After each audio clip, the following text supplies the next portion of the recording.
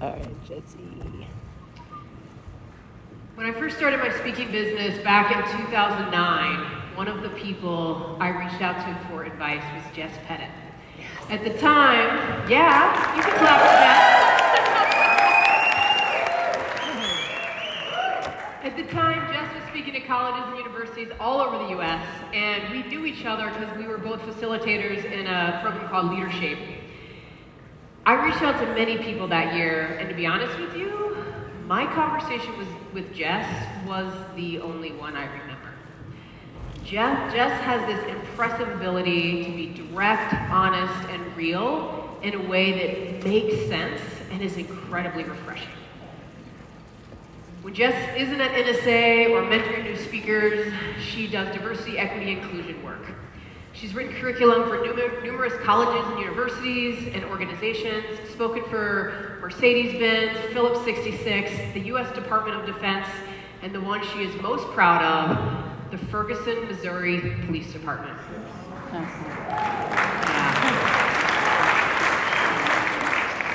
Her audiences have included plumbers, probation officers, realtors, counsels, medical librarians, fraternity and sorority members, first responders, hospital and palliative care doctors, and the list goes on. She's been doing diversity, equity, and inclusion work long before Target started selling Pride t-shirts. Today, Jess is going to get real with us. She's going to talk about cancel culture and how to cancel-proof ourselves. Cancel culture refers to the practice of swiftly withdrawing support or ostracizing people, brands, movies, or shows based on perceived offenses. While Jess is most known as a thought leader and expert in diversity and inclusion, she has also hosted and performed stand-up comedy in New York City. She's funny, y'all. Yeah. When she's not traveling the country, she is spoiling her Pug Lab mix Leo and listening to Johnny Cash cover bands in Eureka, California. Y'all please give a warm NSA welcome to speaker, author, and CSP, Jess Petit!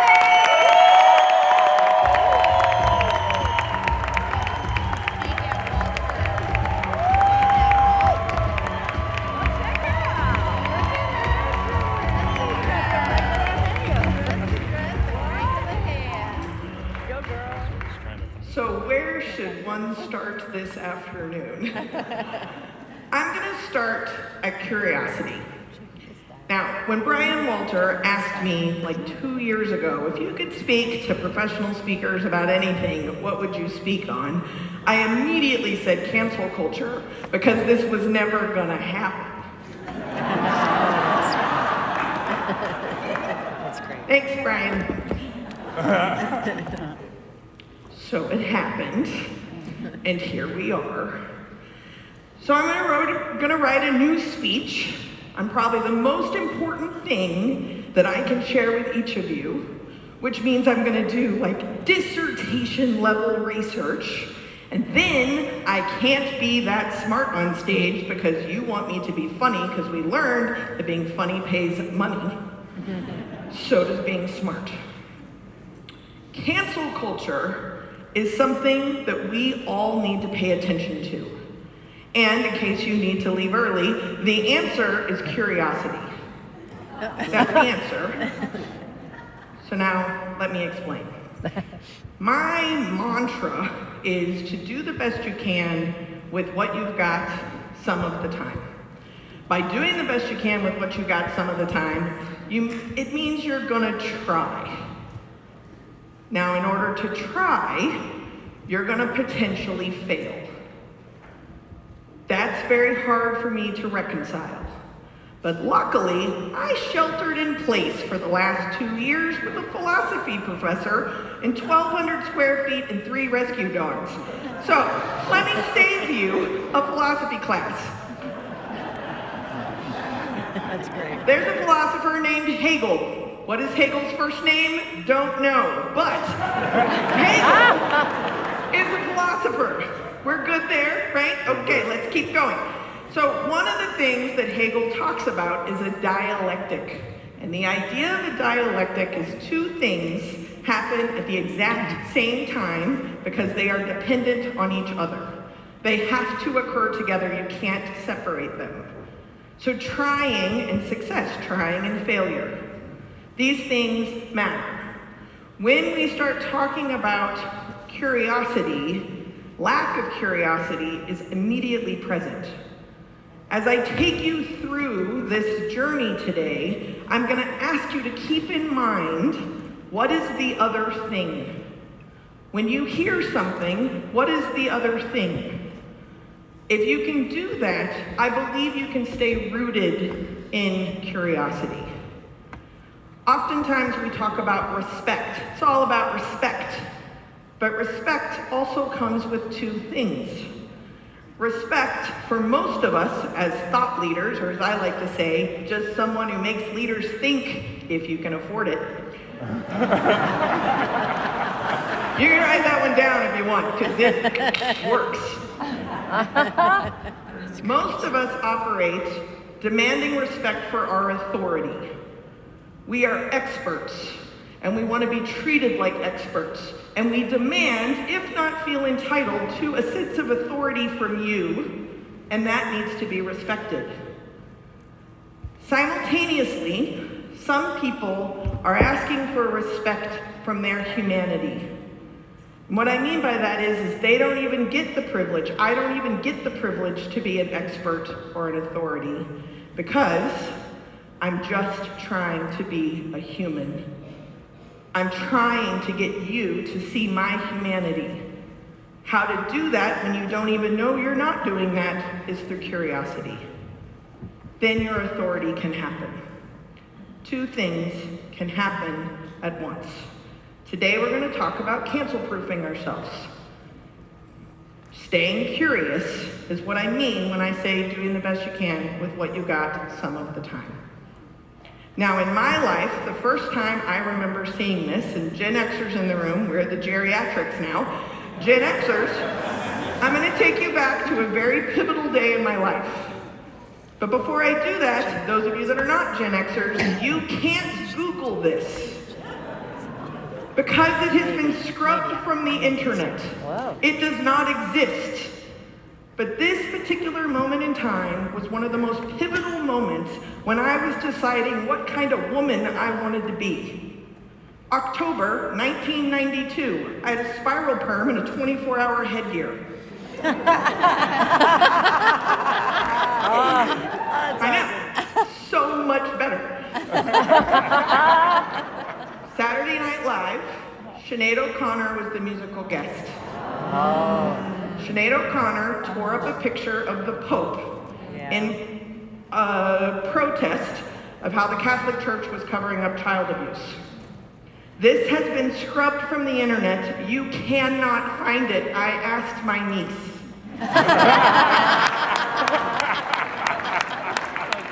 What you can find is a video from her rehearsal where she showed a picture of a child. Sinead O'Connor was 23 years old and chose the platform that she was going to be on Saturday Night Live because of something she believed in. Some might say she was canceling the Pope. As an Irish Catholic, that's quite a statement. Monday, she was on Arsenio Hall. Arsenio Hall asked her about Frank Sinatra, because Frank Sinatra came out publicly and said she should never be allowed to make music again. Sinead O'Connor's response, this is when I knew what kind of woman I wanted to be. Sinead O'Connor said, I'm 23 years old. Frank Sinatra knows who I am. That's amazing.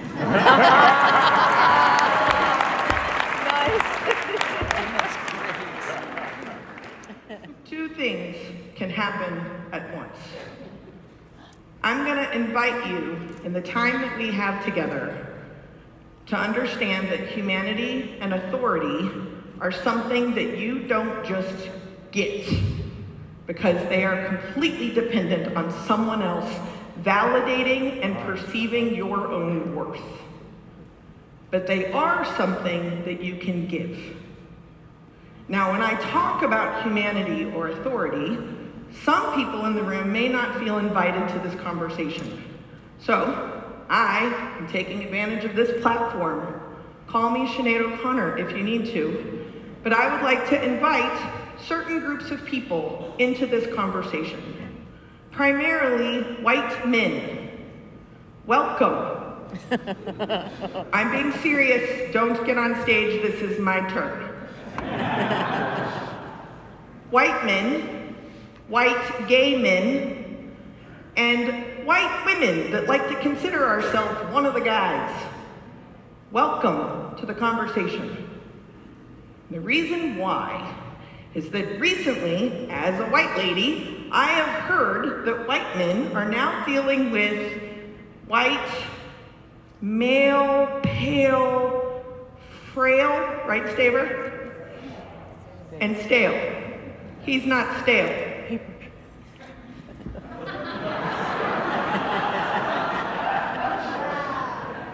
Male, pale, frail, and stale.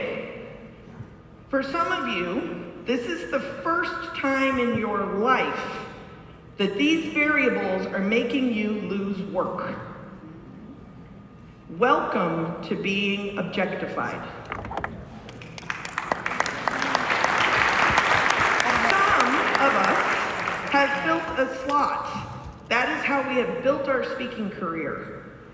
And that saddle time has made us such good speakers that sometimes we get work because of who we are and what our expertise is.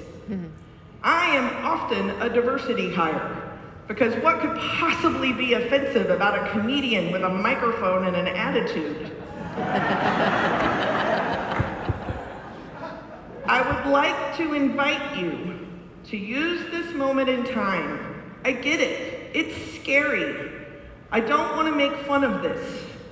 It is scary to realize that you're being objectified and that people are making decisions about you at tables where you don't have any control. Decisions that you may or may not actually be able to make a viable business out of things that you had no control over. What an amazing invitation to empathy. Can we use this as an example where we can build our businesses and be wildly successful without feeling like someone else is stealing our work? When we come to NSA, we talk about cooperation. I love that word. We talk about how we're competition, but there's so many ballrooms, it's fine. There are times in my career where I have been up against other diversity folks. There are times where I'm up against other white women. There are times where I'm up against other comedians. And then there are times where I'm like me or Dan Thurman. I mean, go Dan Thurman. Have you seen him speak? Yeah, right? It's not about the competition if you are secure in this reality.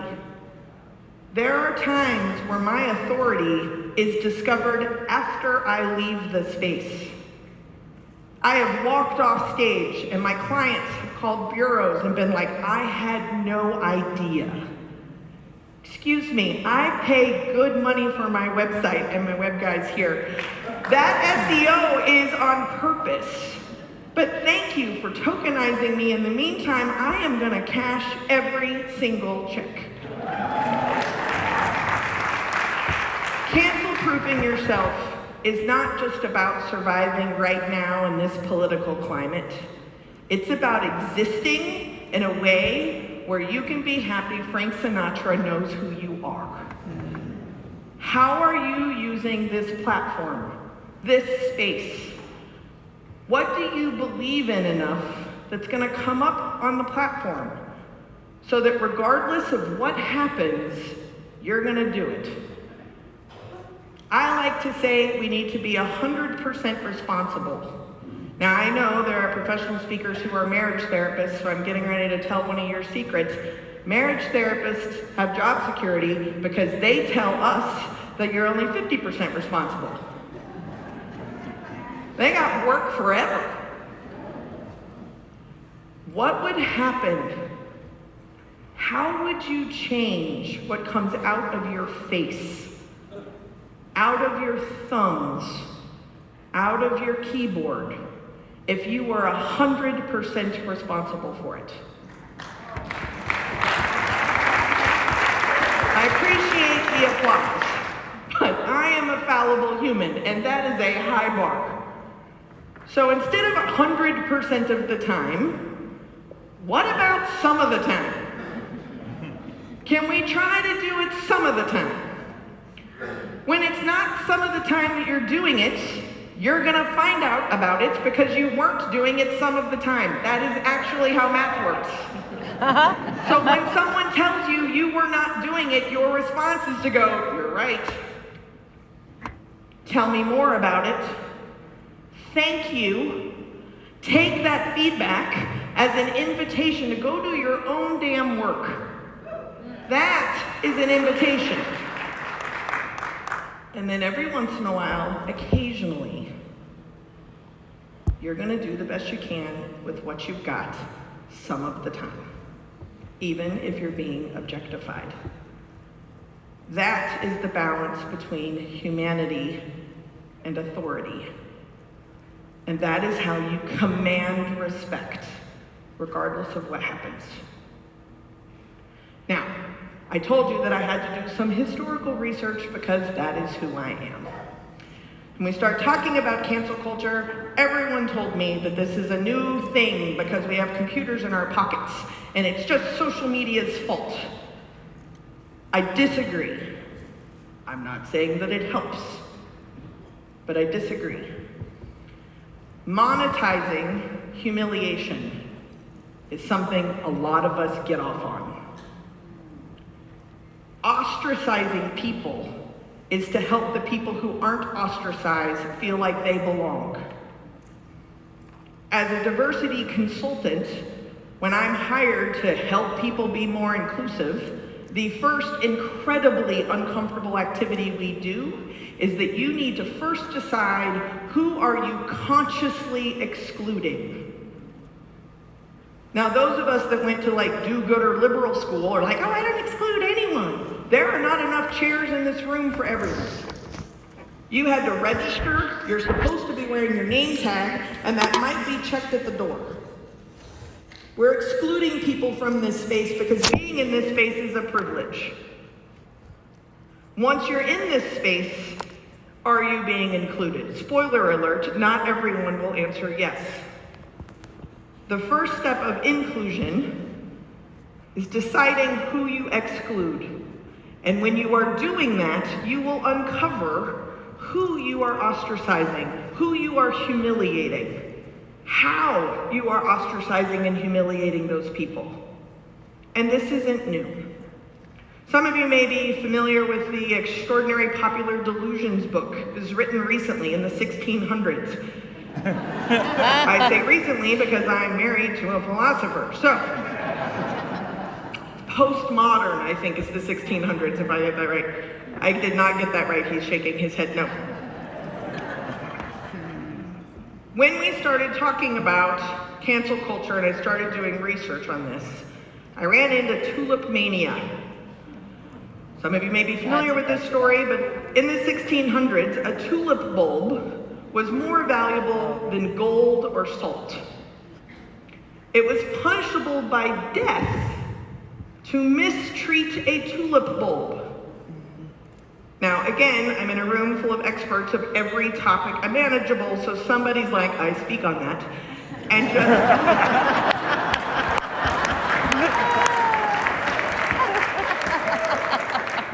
So any landscaping or gardening experts in the audience, shut up for a second. I'm gonna posit, at the risk of offending those two people, that we don't value tulip bulbs the same anymore. Can we agree on that? Has anyone marched out of the room in protest? I know I say a lot of controversial things, but it doesn't seem that we value tulip bulbs the way we used to. They're just not the same. It's almost like values change and evolve or something. Weird.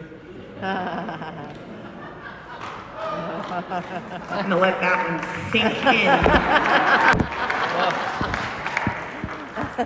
As a historian, it is the change and evolution of those values that is our responsibility to figure out where we stand.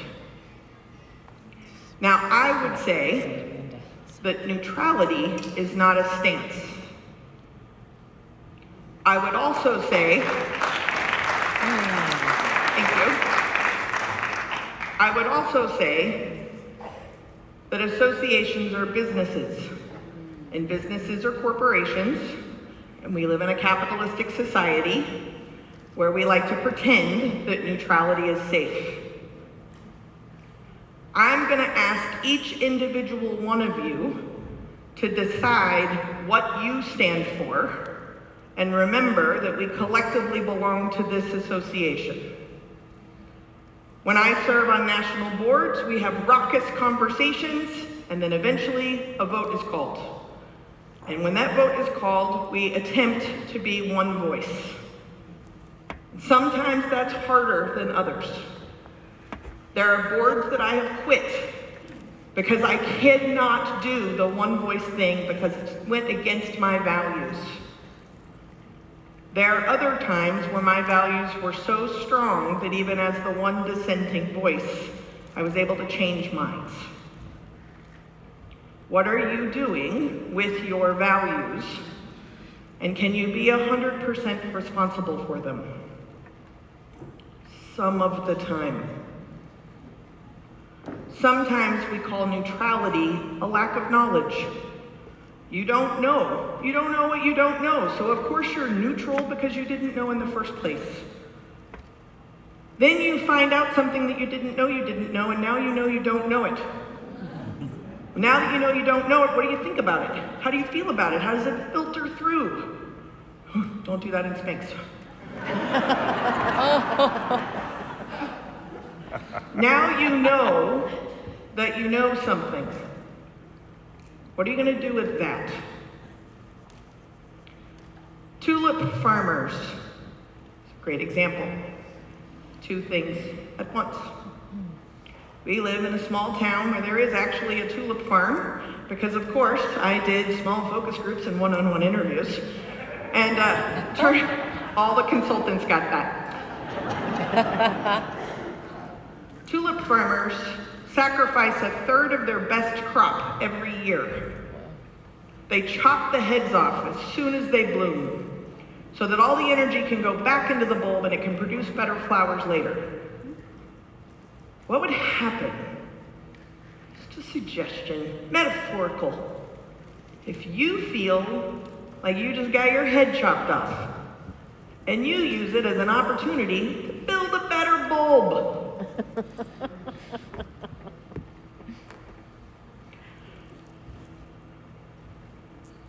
If we can begin to understand we are 100% responsible for what we say.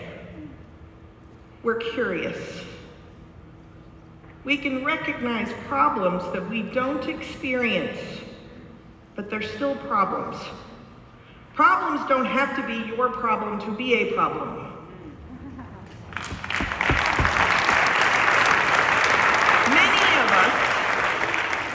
Many of us work for causes that are directly related to our life.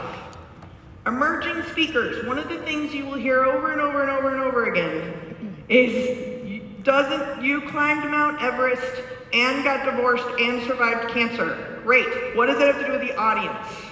I just made somebody very mad because that's their one cheat.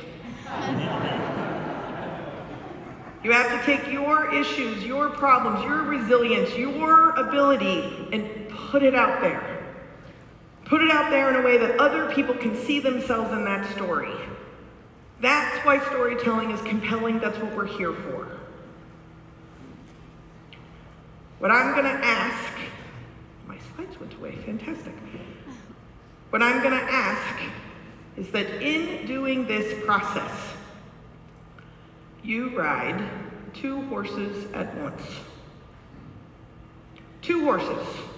Welcome to my Texas roots. I think it's worth 35 points in the app.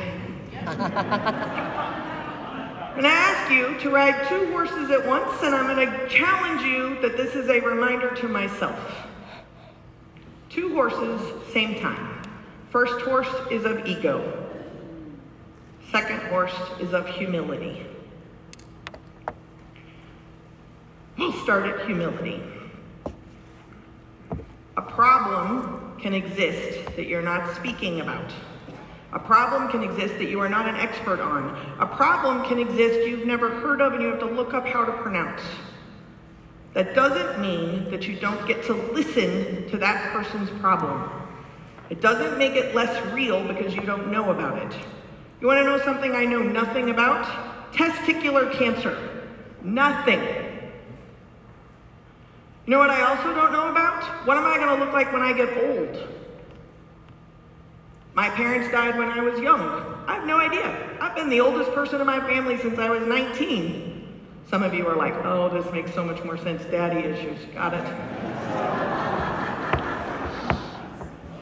Can you respect the fact that you have something you need to learn? Can you be curious about that thing?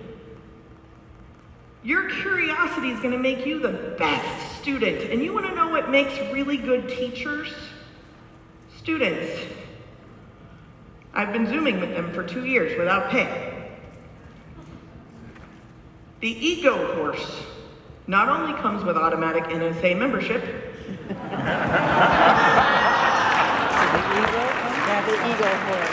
ego horse. it is also what you need to close the deal. It is from your ego horse that you write copy on your website. My website doesn't say, I'm kind of funny. I mean, there's a lot of diversity people out there. I'm like, kind of like that. Your ego horse is not when you're like, what's your budget? Oh, actually, I don't have those skills. Yeah, I've never done that before. That's like too big of a scale for me for that check.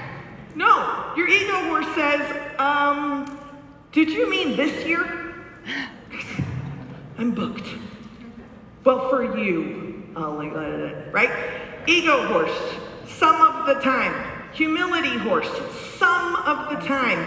Use your friends to tell you when you have been on the wrong horse or when you have been on the right horse too long. This is why we talk about mastermind groups. Because mastermind groups are the only people that know so much about you, with the exception of possibly bridesmaids, which is why I eloped. They're the only people that know you so well that they will tell you to switch horses, and there is a more likelihood possibility chance that you will change horses. That amazing, great idea you have that is being fueled by your ego that is dumb, is dumb. Tom Singer wanted to start a podcast. You don't even have the equipment. This is stupid. He did it anyway. And the reason what happened then, what reasoning? He went against me telling him it was a dumb idea, so now it has to be the best podcast that's ever existed in the face of the world so that he can go, you're wrong. Mastermind group. And humility is the other way around. When you need to be able to knock someone down a peg, your closest friends know when you need to get off the humility horse. We all know someone who needs to get back on the humility horse. I invite you to ride 2 horses at once. It is up to you to recover from having your head chopped off, or someone not liking your comment, or someone commenting on your comment, or surveys that didn't like it, or picked a 1 because they didn't read the directions. Ride 2 horses at once, ego and humility. Now, if you can do that, we're like basically done. Just a few minutes ago, you were like, what does cancel proof even mean? What is cancel culture? What is happening? Hopefully, by asking those questions, you're now familiar with what curiosity feels like. When you feel fear, when you worry, when you blow up my text or my Facebook comments with, "Are you gonna say something?" Curiosity is how one cancel-proofs themselves. So, what do we do with that? I'm gonna suggest, as I did at the beginning, to do the best you can with what you've got some of the time. Some of you are note takers. Some of you are needing some action items. Some of you need snacks.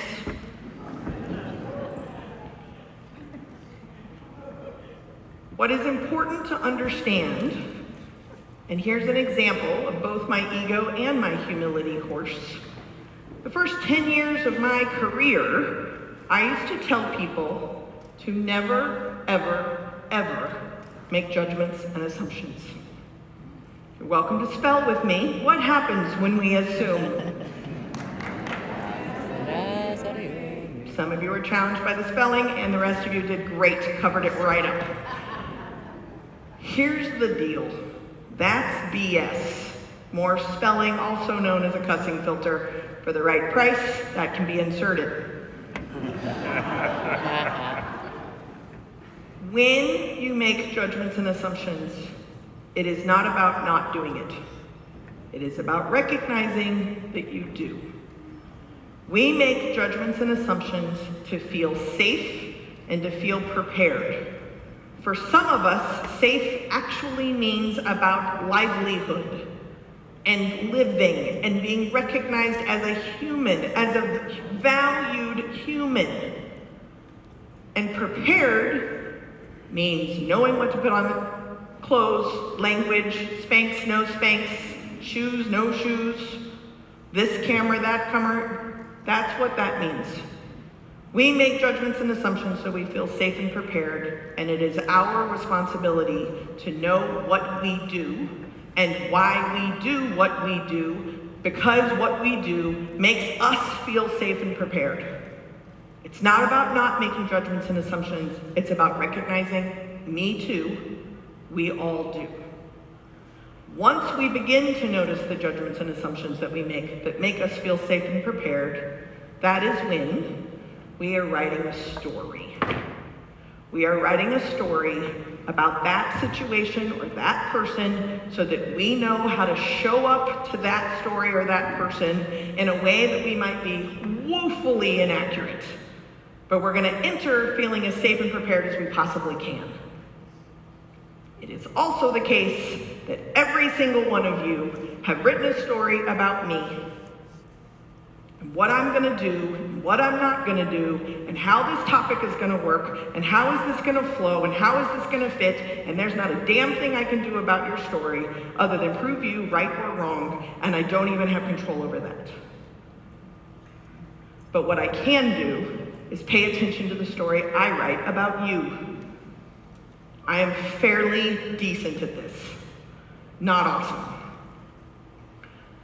If I can pay attention to the judgments and assumptions that I make about others, I am going to be wrong. I'm going to ask questions that I don't know the answers to because I want my story to be right. I am going to write a draft of the story where I consciously and curiously, with generosity, vulnerability, and authenticity, am going to print that story out, triple space with extra wide margins. And I'm going to hand it over there. And I'm going to hope that it comes back bloody red because I consciously sought edits. If I do this for you over and over and over again, there is a possibility the payoff is that you are going to change your story about me.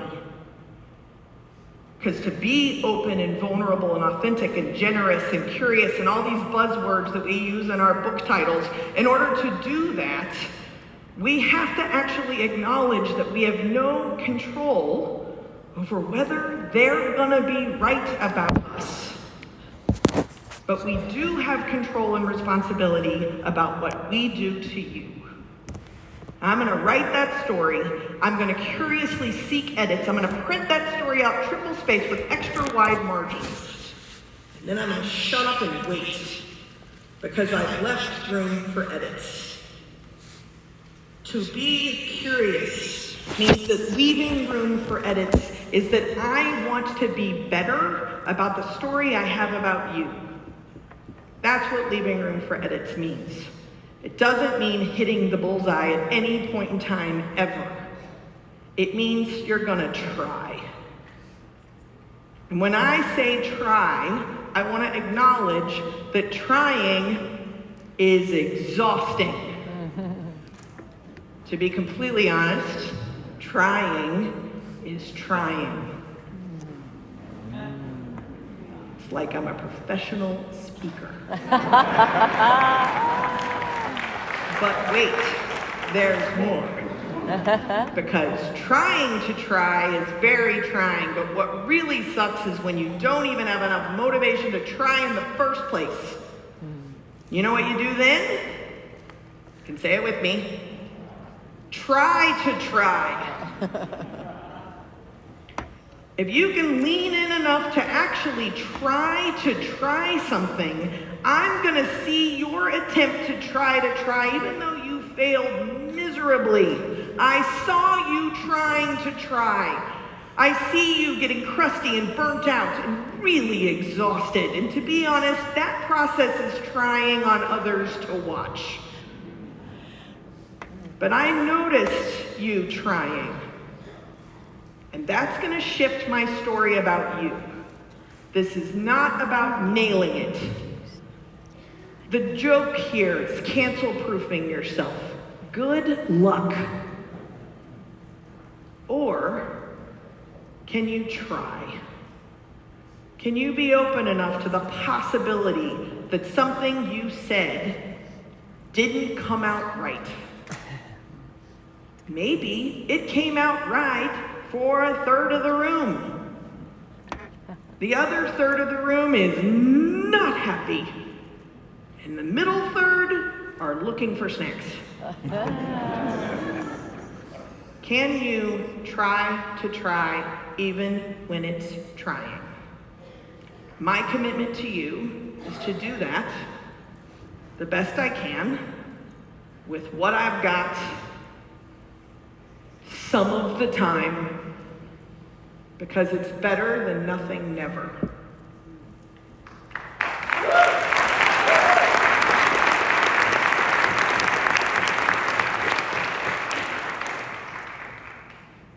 When we have the ability to be good enough now, that means that you're going to accept responsibility to do the best you can with what you've got some of the time.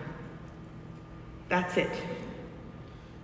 If we have not learned this by now, some things have changed and some things haven't.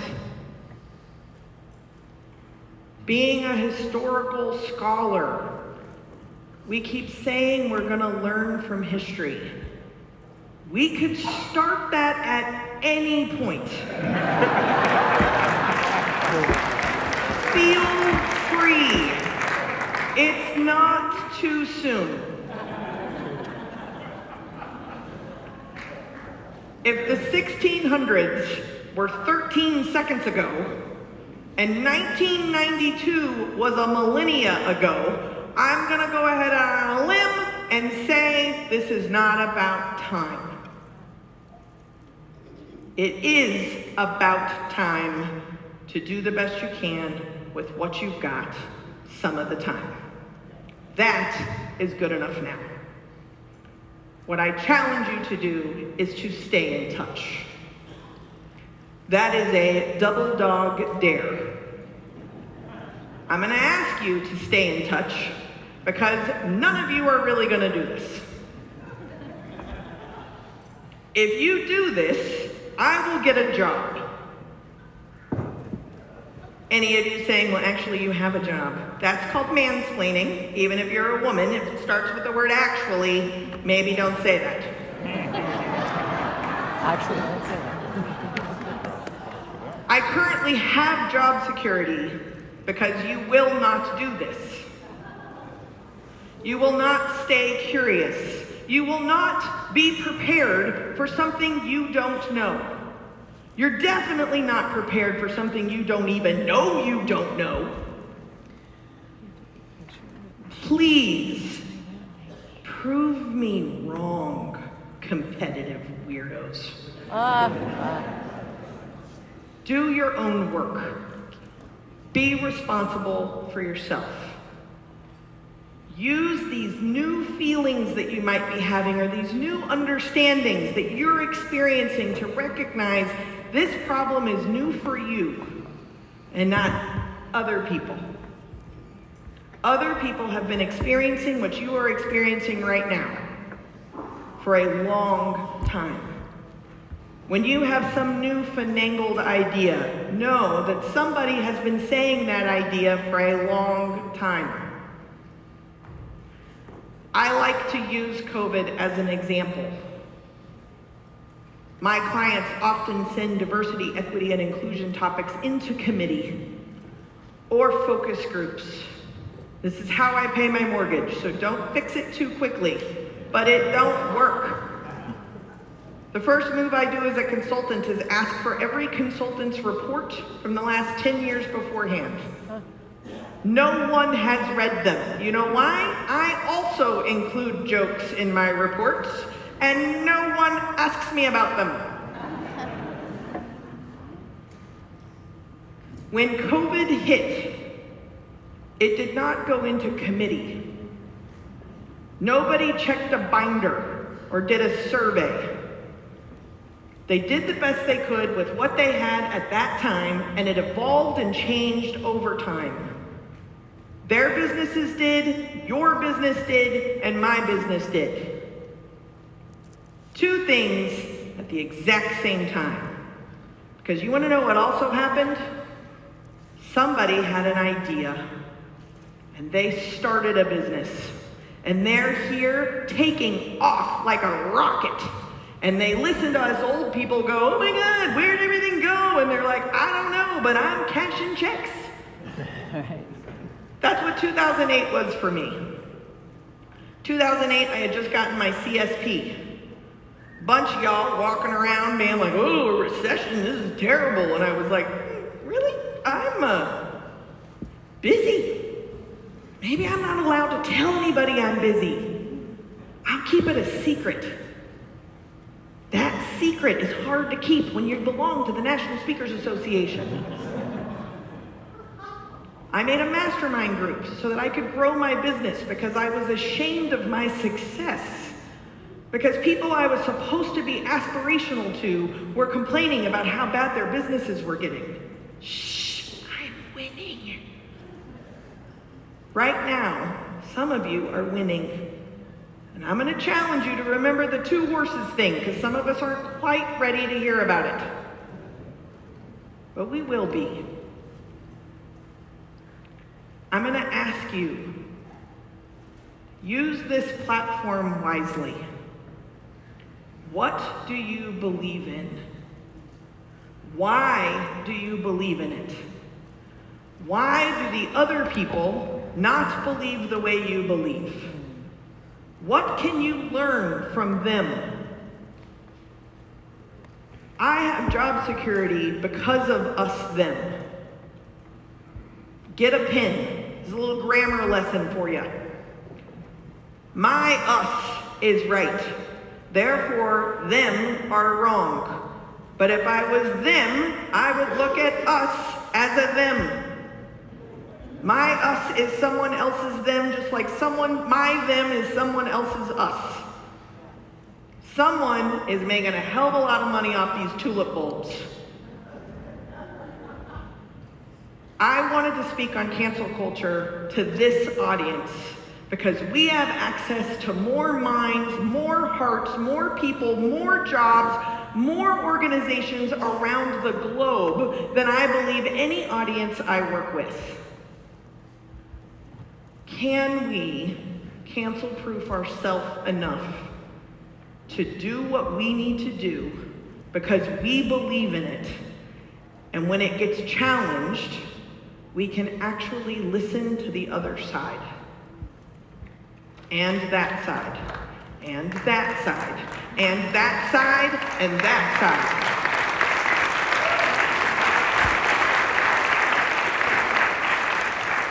I appreciate your applause. You might regret it.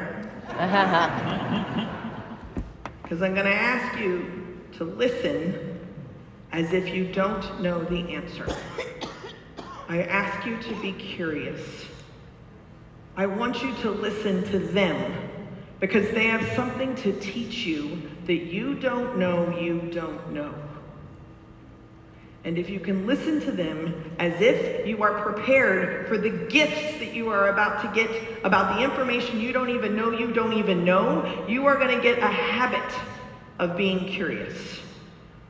And that curiosity is exactly how we're going to stay in business and cancel-proof ourselves.